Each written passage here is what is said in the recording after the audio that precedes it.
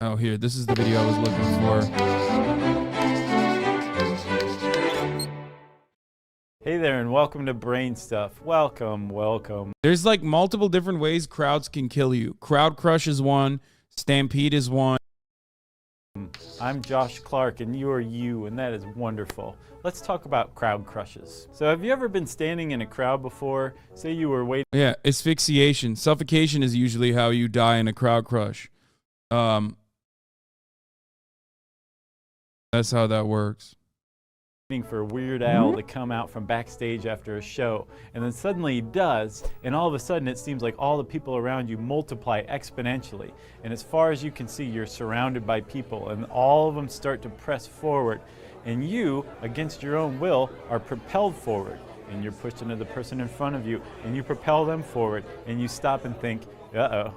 Well, if you thought that, you were thinking very clearly, because you're in a very dangerous situation, something called a high-density crowd. A high-density crowd is one where there's 6 or more people per square meter, and it can get a lot more packed than that, but that's the lowest level threshold.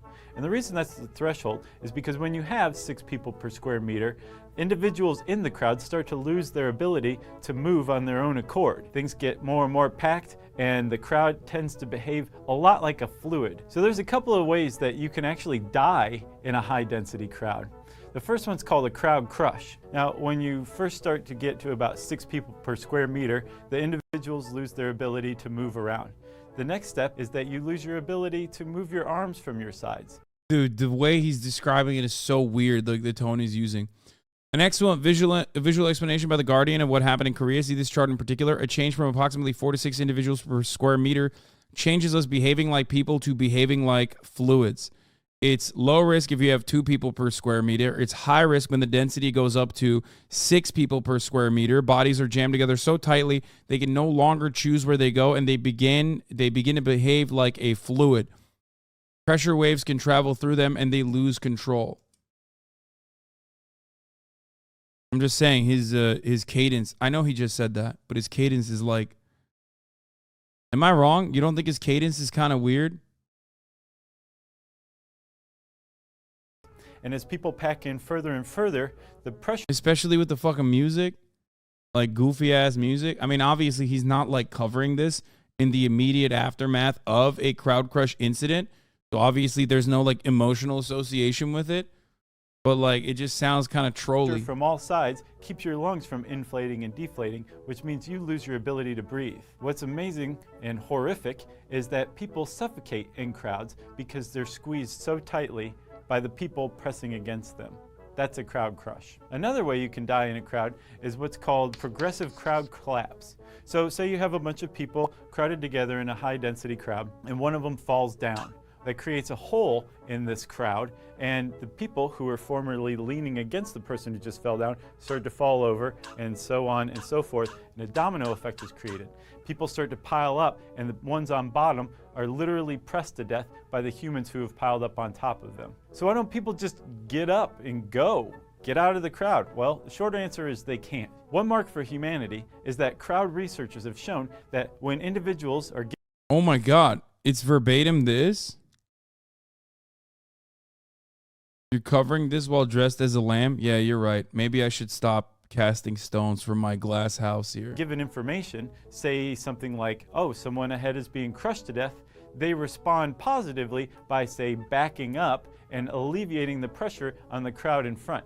The problem is humans aren't ants. We don't transmit information through crowds like ants do, and so people end up dying in crowd crushes and progressive crowd collapses because the people in the back are pushing forward. Another common misconception are mass panics and stampedes. So there's this idea that people stampede over one another, and that's how deaths occur in crowd crushes. This is really off point. In fact, if you have enough room to run roughshod over your fellow humans to get from point A to point B, there's probably enough room for those fellow humans to get out of the way. So stampedes really don't cost any lives whatsoever. That's not the problem with crowd crushes. And the same with mass panics.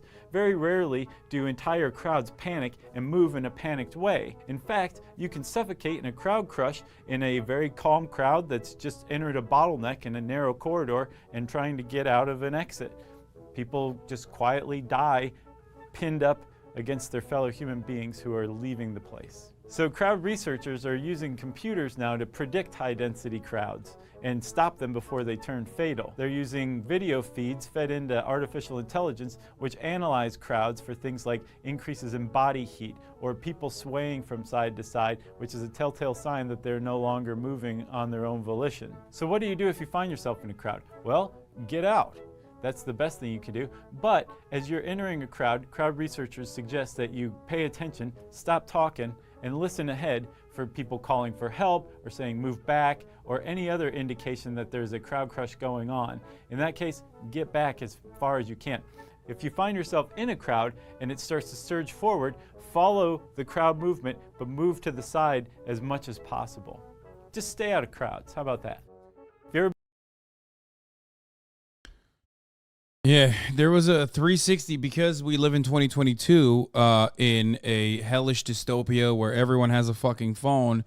There are multiple angles and so much coverage over this, but there's literally like videos where you can see. I mean, this is not NSFW, but I still don't want to show it because it's like really fucking brutal. We're gonna cover what to do in a crowd crush, an informational thread in light of the Itaewon Dawn Seoul tragedy. Even if you think this will never happen to you, taking a moment to learn what to do in this situation could save your life and lives of those around you.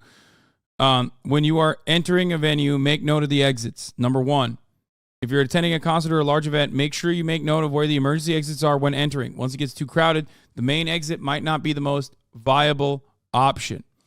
Number 2, learn how to watch crowd density. This may be the most important step in the thread. Once crowd density reaches 6 people per square meter or more, it becomes very dangerous. So the moment that you start realizing that you can't move your arms, understand where crowd crush happens. Most crowd crush deaths occur in small spaces such as alleyways and mosh pits. This is why it's best to leave venues early and not wait for things to get dangerous, since others may get the same idea and crush at the exit. Alert people. Since crowd crushes occur in loud environments, people outside the crush have no idea it's happening. If you're not at an organized event and notice a crowd crush, get up high, alert security and event organizers to stop the music and make everyone aware. And make space around your chest. If you're stuck in a crowd and you feel density increasing, make space around your chest with your arms. Pinning your arms to your sides or above your head leaves your chest open to being compressed. That's often the way you die. Do not take off backpack. Your first instinct may be to make more space by removing a bulky backpack. This is a huge hazard. People being pushed into it may trip and in case have a pile up. Once the crowd reaches 8 to 9 people per square meter, those inside can't move freely and the crowd behaves like a liquid. This video is insane. I think it's from, look at this here. Look, I mean, this is perfect. You will feel yourself being moved in different directions, but it's important you don't fight it. The clip demonstrates one of these waves.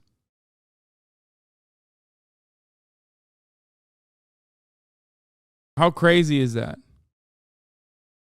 Do not scream and push. If you begin acting panicked, hostile, and inconsiderate of those around you, it will become contagious. In this situation, pushing one person can lead to a horrible chain reaction. Again, staying calm and moving with the crowd is the safest choice. Do not fall. This is pretty intuitive, but it's important and must be emphasized. Your top priority once the crowd crush starts is staying upright. Once you fall down, people will fall on top of you or climb you. You won't be able to get back up. And if you fall, people will trip on you. They'll fall as well. And also, they might end up stepping on you too. It makes it easier for you to suffocate under as well.